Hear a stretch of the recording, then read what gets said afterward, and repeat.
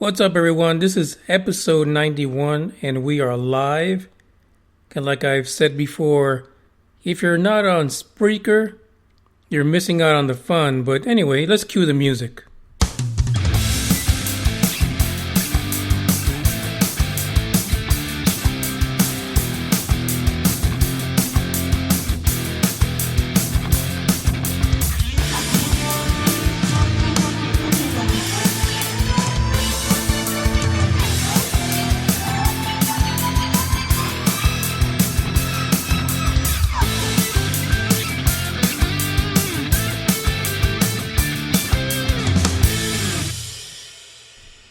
That's right, episode 91, and I am here with you today, Sunday, June the 4th.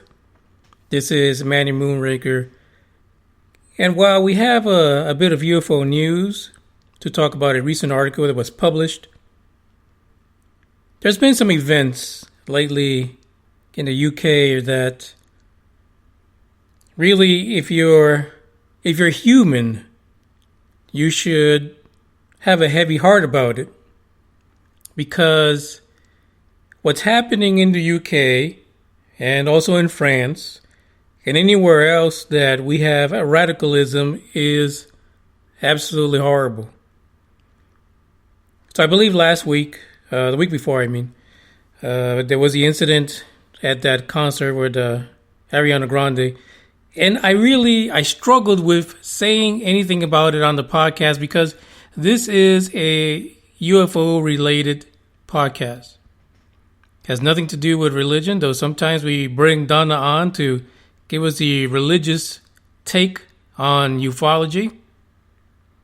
And it doesn't have to do with so much with fighting in war, even though we have stories where the aliens are coming to kick some butt and take some names, according to some people that say that it's the reptilian branch of the crew that's looking to take us on. But this is, on a human level, really sad in many ways. And I don't know how could we tackle this on UFO Buster Radio. And this probably is not the forum for it. However, I want to say at least to the folks that are in the UK and in Europe and even here in the US abroad, the UFO Buster Radio is with you. You're in our prayers. I know it's a horrible thing that's happening. And, what can I say? I think it just would have been wrong of me not to acknowledge the fact that this is going on and it's on a global scale. You know what I mean? You really are not safe no matter where you are as long as these things continue to happen. And to be honest, there was a time a couple years ago where I was thinking of, traveling abroad, going to London, going to Paris, Germany, and those places. It's no longer a priority for me. It's like I've had to empty out my bucket list altogether because it just isn't safe. It's not safe to be out there. Sadly enough, that's the world that we live in right now. And, if ET is watching, perfect reason for them not to really get involved in our madness right now. So with that said, I just had to get it off my chest, had to talk about it, get it out there. So don't go anywhere. Don't stop the episode because that was it. And if you feel the same, feel free to comment, hit me up, send me a message. I engage all of my listeners that respond to me and send me messages. Because it's fun. It's nice to know that someone is out there listening. And as a matter of fact, Shay, thank you for engaging me in conversation. And a few other people, Aaron also. And of course, Ronnie. Ronnie's always engaging me in conversation because he's got a lot to say and a lot to discover. I also want to thank Dave in the Morning Show for also being engaged in conversation with me. And specifically, Dave and Marty. Thank you again for being there. It's situations like this that's happening in Europe that you want to appreciate the people around you. And these are some of the folks around me. These are some of the folks that listen to the show and respond to my wackiness, and I bring some wackiness to them as well. But you have to appreciate these things because, 1 minute you're here and 1 minute you're not. So let's go on with the show.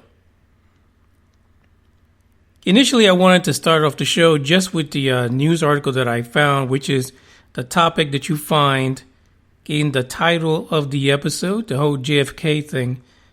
But back on episode 74, I believe it was, I did a story on an individual I found on YouTube by the name of Lyle Anderson. He goes by the name Alien Contactee. And he was talking about King Plachacha.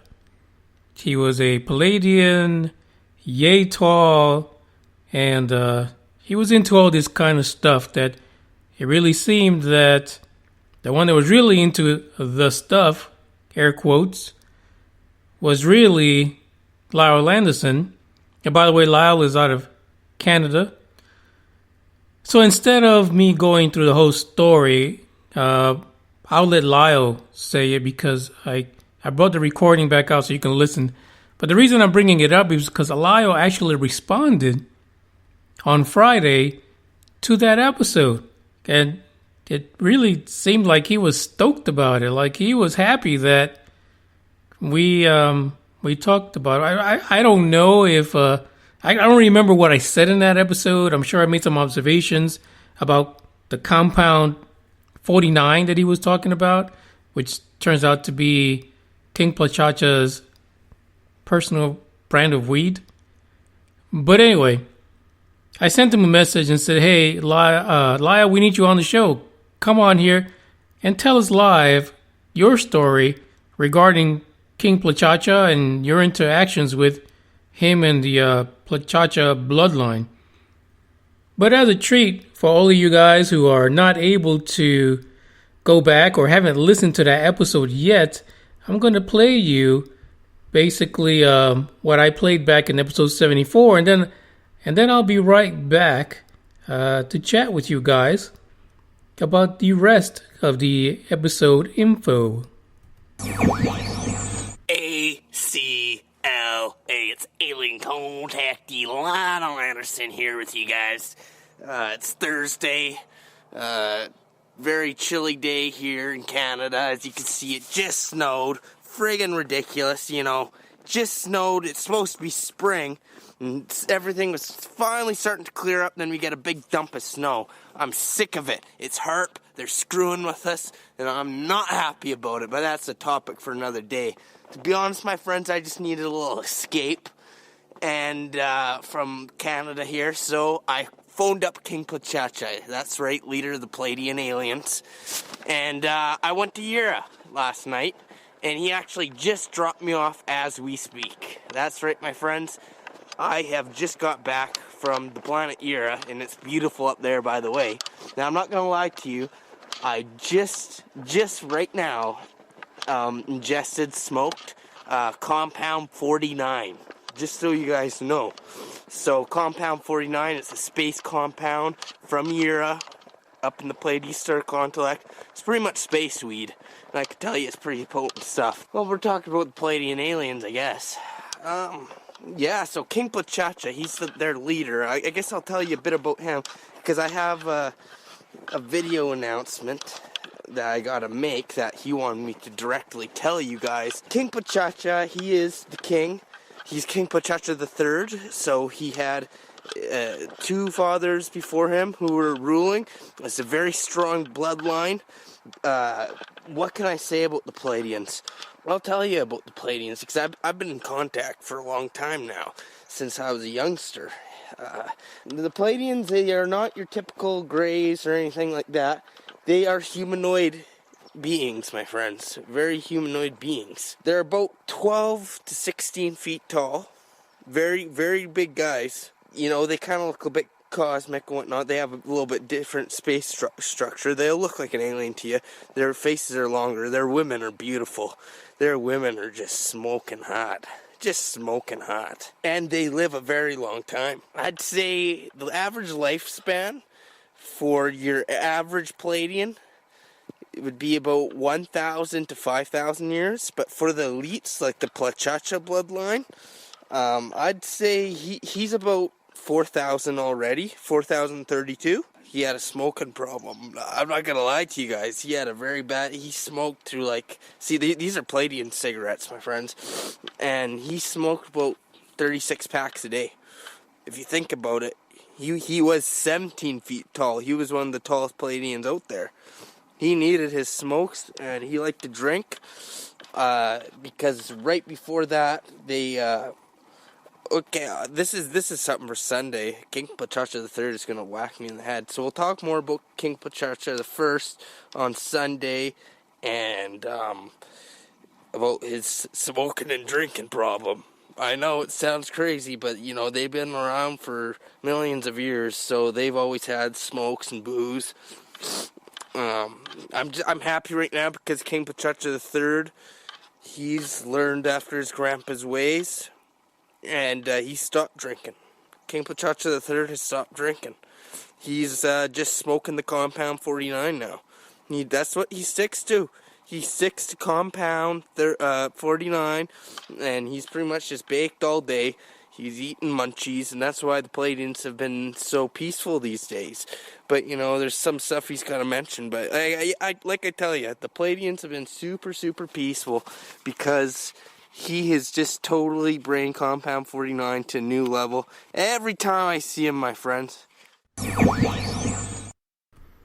Okay, so there you have it. That was Mr. Anderson out of Canada. And basically the reason why I'm billing... Thanks, Billy. And the reason why I'm bringing him up is because he sent me a message. Like I said, he was a little stoked about the fact that he was included in an episode of UFO Buster Radio, but he wouldn't respond to a request to come on the show. And listen, he can come on before or after Compound 49.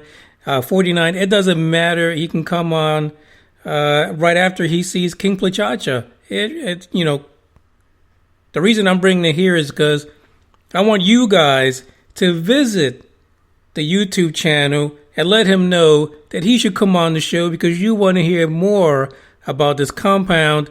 You want to hear about King Pachacha and how exactly is it that he comes in contact with King Pachacha and visits him, and vice versa, because he's got some new videos where, King Pachacha actually comes to Earth and hangs out with him. But you never see the king, and I don't know. But we have our own king. We don't see anymore either. Anyway, in the chat box right now, we have Paul, James, and Billy. Thank you for coming on, folks. This is why I do the show live, so that I can have this interaction with the folks that listen. And if you're listening right now on the playback, the only time and the only place you can listen to UFO Buster Radio live and interact would be on Spreaker.com. The link is in the description, but just go in. You can listen on the website, or you can use the Spreaker app, and you can actually use the chat option on the Spreaker app in order to talk and, just have some conversation. Like right now, we have Billy is in there, Paul's in there, James is in there, and they're having a conversation with each other, which is great. So anyway, I brought that to you guys. There you go. That's Mr. Anderson chatting away about King Pachacha, and I want to get him on the show, so let's harass him. Now, the other story that I have today comes by one of my favorite people in all of ufology, and I'm glad Billy's on, because Billy, we had that one story where Billy did have a response regarding the Marilyn Monroe situation and her being kind of off and taken off the market permanently because of her knowing just a little bit too much when it came to the Kennedys, aliens, and UFOs. Now, the next story actually comes from the same source. So the story that I came across was regarding JFK and a pilot saying that JFK actually saw alien pics. Now, I got to tell you right now that this title that they gave it's more about clickbaiting, right? Because when you read the article, that's not exactly what the article says. Now, that could be only because the source of this information is a film, a recent film, which we've talked about a few times on this show. And it's by my favorite reptilian, Stephen Greer. So another article is coming out of the Greer camp. According to this, a former pilot of JFK says that one day the former president was sitting on the airplane and he had two articles in front of him dealing with the UFO topic. He apparently was questioned by the president if he believed or if he had knowledge of the UFO topic. But being the president, he kind of threw it back at him because, what the heck? He runs the world, right? So it turns out that according to this news article, it was the president who put it back on the guy and let him give his answer. And then the president kind of acknowledged the fact that maybe there is truth to the UFO situation and that aliens did exist. Which is great. The only thing that bothers me is, number one, the individual, the pilot, he pretty much, his identity is unknown and undisclosed. So we have another situation where Greer is bringing these people forward with some great claims, but I'm kind of hoping that if you spend close to $1 million on a film, that you at least validate who the heck is giving you the information. That's my only wish.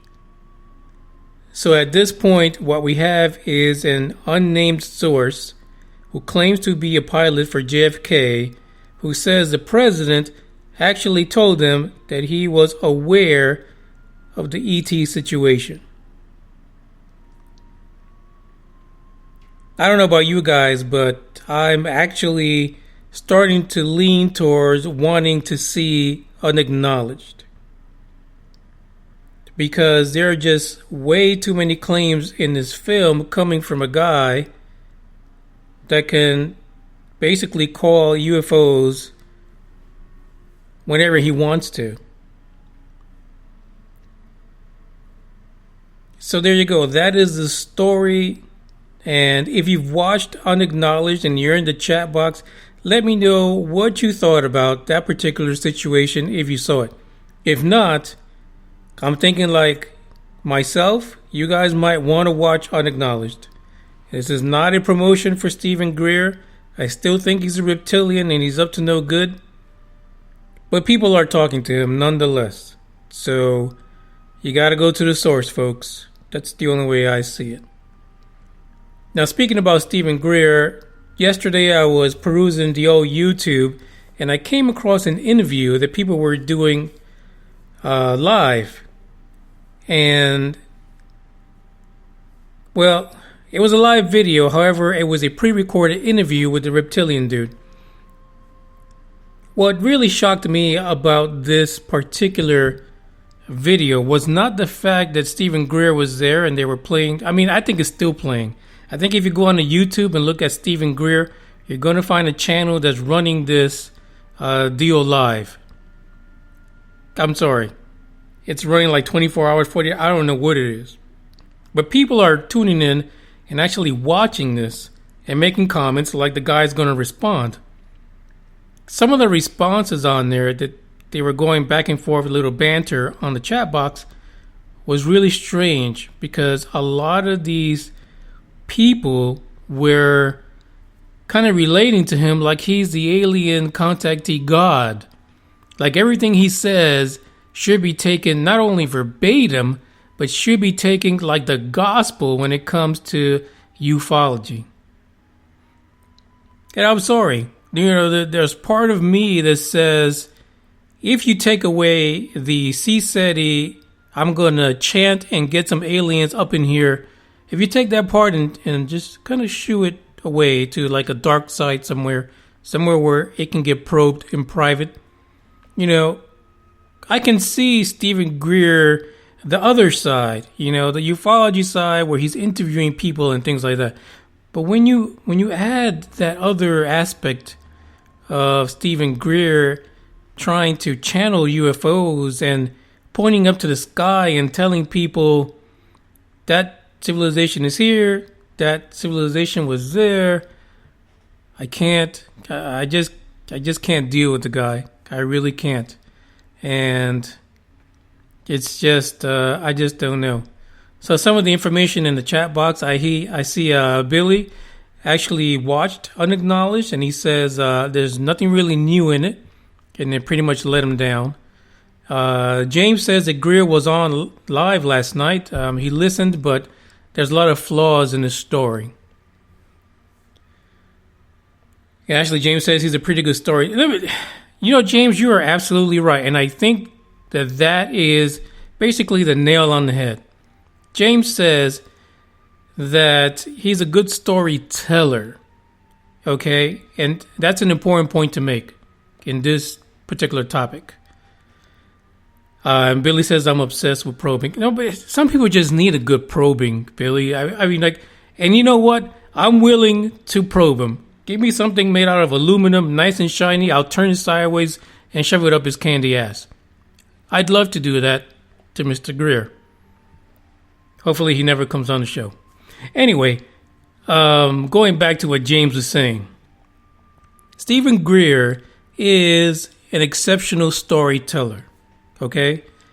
Not only is he telling a good story, he's also putting it on film in a very dramatic way. In a way that you as an audience, you're taken by it. You're almost hypnotized. You know what I mean? You're pretty much, he grabs you with his story. On top of that, the one thing that you lack in ufology is individuals with credibility. Mr. Greer, who still says he is an emergency room doctor, is a person on the front. You know what I mean? If you look at him and you look at his history and his career, he is an individual of credibility. If you go to a cop and a cop tells you that he saw a UFO versus a 2-year-old kid, you're gonna tend to gravitate to the cop because he's got experience. He deals with things like that. He deals with reporting. He deals with observation. He interviews people, so he has credibility. And I think that Stephen Greer has used that to his advantage to sell his agenda to people, and people are buying it. I mean, it's like going to see the new Transformers movie. I mean, you got a good story there. You got a good director. You got a good producer. This is what he's doing to us. Well, not all of us. I got a few people in the chat box here who are not buying the craziness. So listen, the truth is that when I saw Unacknowledged you could rent it for $3.99, that's why the hell not? I'm going to rent it. I'm going to watch it. But we still have the contest going on. And I'm waiting. I'm waiting for someone to step up and say, I want to read the book. I want to give my perspective. I want people to listen to what I got out of Stephen Greer's book. And the truth is that I don't want to be the one to translate that for you because I'm biased. I really am. I'm totally biased, and I just can't deal with Stephen Greer and his messiness. So, if you're interested in joining the contest, I want you guys to visit the UFO Buster Radio Facebook page on Facebook and submit your contest. Now, if you're listening live and you want to call in, the number is 972-290-1329. So that's 972-290-1329. Or you can find us on Skype. Either way, check the description. The information's on there. And it looks like we might be having a caller here in a moment. But yeah, I really think that if you guys want to take this journey with me, join the contest. Let's look at Unacknowledged together and see what's really going down. Because the fact is that there is something going on here. And thank you for calling UFO Buster Radio. Who do we have? Manny, this is Billy. Hey, Billy, welcome to the show. I've been expecting you. How's it going, bud? It's going great. Now, listen, you had a great response to the whole Marilyn Monroe situation, but I didn't read it to the people listening. I'm going to leave that to you, right, to give that information out there. Before we go over that, can we talk about Greer a little bit? Sure, hit me with it. You were just on that subject, so sorry, I'm a little nervous. Never been on the radio that much. Hey, don't worry. Don't get nervous. I'm just a regular guy just like you. Yeah. The thing about Greer to me is he does tell a good story, but he also put together one of the best organizations of testimonies from high-ranking officials, and that I believe that gives him a lot of credibility in a lot of the things he's saying. But where I see a huge flaw in him is he wants so much money from people to partake in any of his events, to watch his movie, to read his book, and that's where the credibility kind of goes away, is because he's getting rich off of this. I know he was making good money before, but he's making really good money now. He's got a couple of houses. He's always bragging about it, like. I see him both ways. I really do want to read the book, so I kind of hope I win this contest. Oh, so Billy, you're going to be submitting into the contest, aren't you, huh? Yeah, I definitely will. I need to do some more research before I do anything serious, but I just ordered the Day After Roswell book. It's not going to get here in time for me to do my contest spiel for you, but... Hey, listen, I'm sure it'll be fantastic nonetheless. Now, the thing about, I've often thought about this, and running a podcast, especially on the UFO topic, I can almost see why Greer needs money, especially to put out the type of films that he puts out. So right. I can see him pandering to people to get the money. As a matter of fact, I think that the total for his crowdfunding for Unacknowledged came to $700,000.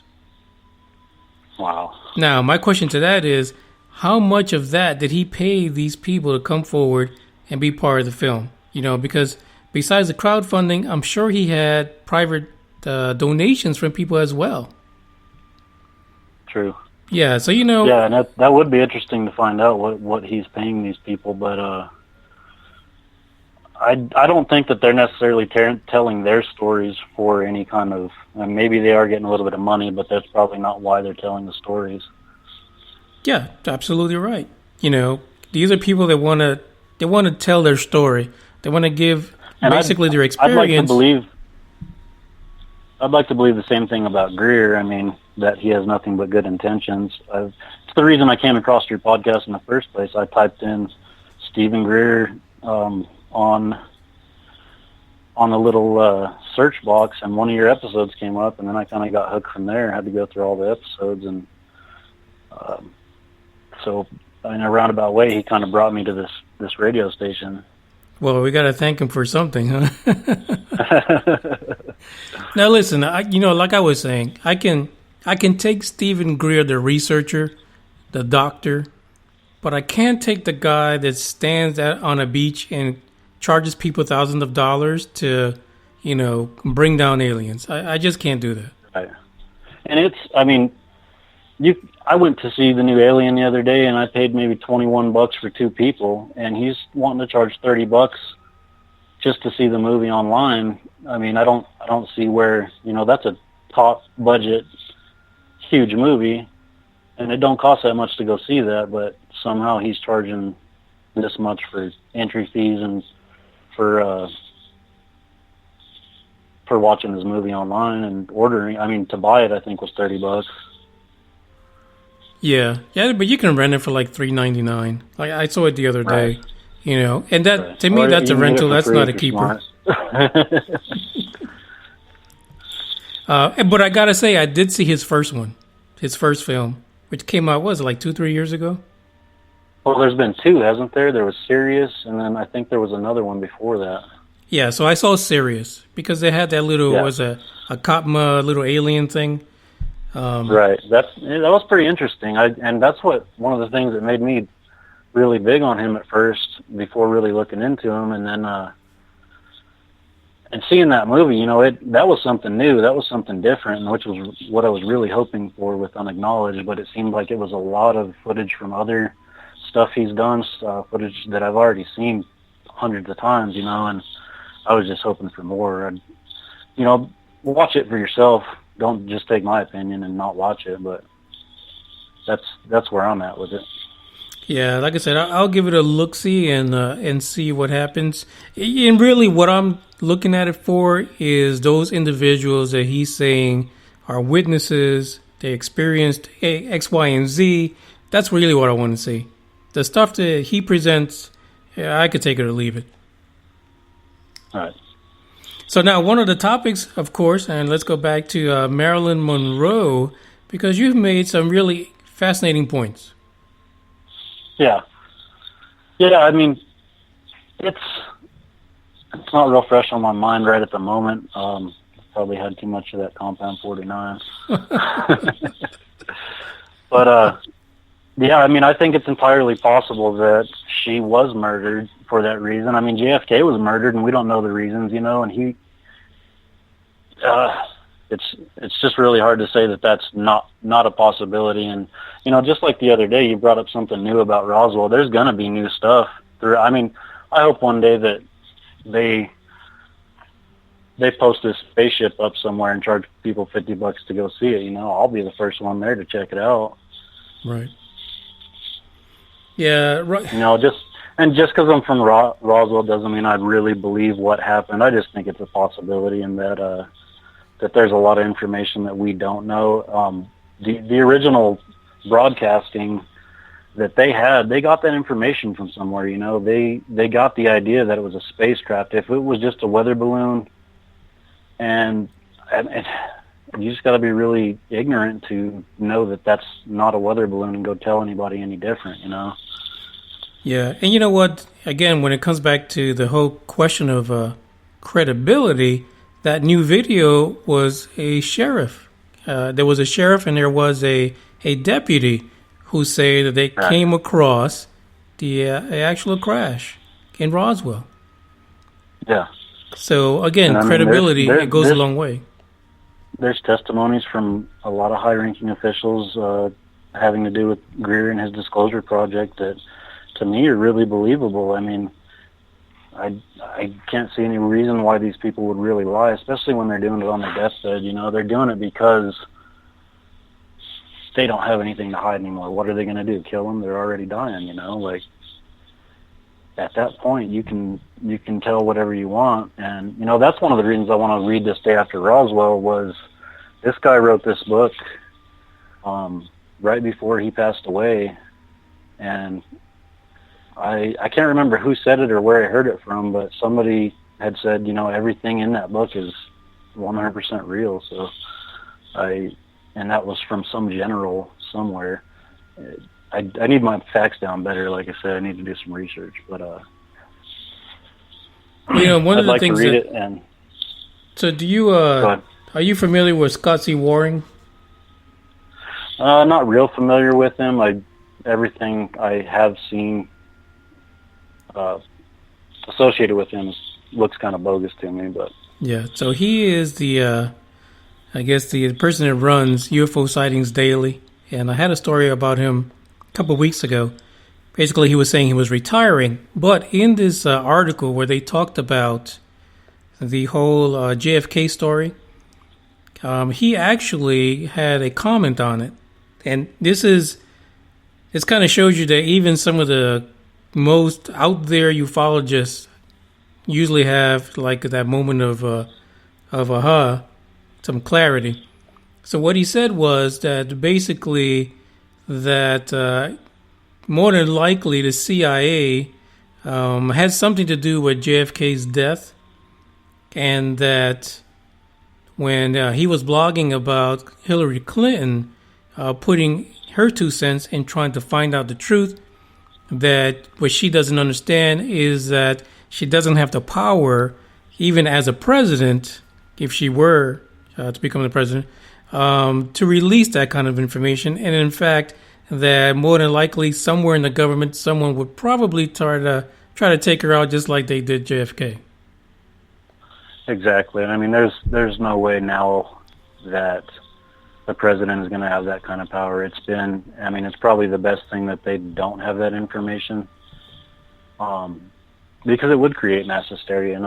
That's one of my points with Roswell was what Orson Welles had done back in the 30s by doing that broadcast that was completely fake, but he portrayed it to be real. And at that time, people were so gullible that they were actually committing suicide and doing crazy, unthinkable things, which nowadays it's a lot different. I don't think we'd get that kind of reaction from it now, but you never know. I mean, people go nuts without knowing that kind of information.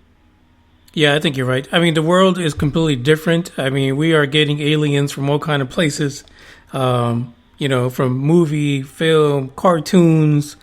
So we're kind of getting used to the idea. However, it is a violent world right now.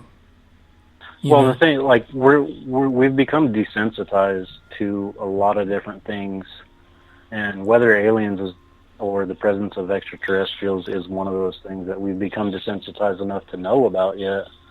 I mean, I don't know that we're ready for that. I feel like if they were smart at all, they would stay away from humanity and our violent ways, you know what I mean? Oh, absolutely. I mean, I would stay away. Yeah. Yeah. But look at what we do to ourselves. Imagine any kind of intruders. We can't even, half the country can't stand a Mexican jumping the fence into our country, much less an armada of massive ships that, we would freak out right away. I personally wouldn't, but I think as our military and government would look at it as a threat without even thinking about it. Absolutely. So, Billy, I'm excited that you're going to join the contest. I can't wait to hear what you have to post on the Facebook page. Cool. Yeah, I'm pretty excited to do it. I don't know that you're going to be too excited to hear. I don't know how many entries you'll have, but 20 stories about Roswell that you don't want to hear one about, Well, it's like just in being in conversation with you and in conversation with other folks who send me messages and things like that through social media, everyone really does have a variation of what happened. You know what I mean? Right. And kind of like I was saying a couple episodes ago, there's a lot of people in ufology and ufology research that are even just getting away from the whole idea that it was a UFO. And, those are just things that are great to explore. Yeah. Yeah, and I'm real excited to do it. I think it's one of the most iconic happenings in the United States, simply because there was a broadcast about it. There was possibly evidence and beings taken into our whatever the hell you call it. Taken to the base. Taken to our care, we basically took them and did whatever we wanted with them, and I don't think that's ever happened since. I mean, Phoenix Lights was a sighting of something up above, we haven't come across any hard hard. Now, I know there is a story out of Edinburgh, Texas, which seems to be a little crazy. And that's another legacy UFO incident, because I think it happened back, I want to say in the 60s. Yeah. Yeah. But I'm going to, you know what, in the next 2 episodes, I'll talk about that, because they have an actual UFO conference out there that's supposed to be pretty good. But their story is quite amazing. Oh, nice. Yeah, I had mentioned going up to Dulce's festival here at July 1st, but I didn't realize that I have tickets to a concert out in Vegas that weekend, and I won't be able to go to that, but I was really hoping to. So Dulce has a festival? Yeah, some kind of a symposium or festival, or I'm not sure exactly what they call it, but they have some speakers. I believe Travis Walton's going to be there. There's a few Native American speakers because it's all on tribal land, I believe, where the base is supposed to be. Yeah, that's fascinating, because I wouldn't think that people would have any type of symposium or conference on Dulce, because those are some really funky stories that come out of the Dulce area. Right. Yeah, I think the main one that I've heard was the guy that lost his fingers and supposedly got shot by some laser or some war down there. I haven't looked real hard into it, but it's kind of an interesting story that I came across. Yeah, Dulce is a real crazy ride. Well, Billy, we're coming to the end of the episode. Any last words? Do you want to encourage people to join the contest? Yeah, definitely. Guys, put your 2 cents in on Roswell and do it in your own style, and maybe you'll be co-hosting with Manny, or maybe I will. There you go. Stay confident, Billy. Stay confident. Yeah. Hey, Billy, thank you for calling. Keep your eyes up. Yeah, thank you for calling, and I'm looking forward to listening to that entry. Cool. Thanks, Manny. Thank you. Billy, thank you for calling in. Listen, folks, this is why I do it live, because we get individuals like Billy, and, you've heard James on here. Mr. O, however, has never called. Very strange. Wonder what that's about. Anyway, I invite you guys to join in on the contest. Facebook page, UFO Buster Radio. Just post in your 5-minute or less rant on Roswell. Like we were just saying, you put your spin on it. What does Roswell mean to you? Why should we talk about it? Why should we not talk about it? Do you really care? Maybe you just don't give a damn. Maybe you're like me and you're tired of hearing a certain things. You just want to go around probing people. Whatever it is, drop it in there, and you've got to do it before June 15. Mr. O says, Mr. O, I know you're in the UK, but you can contact us through Skype. Not long distance, uses the internet. Come on.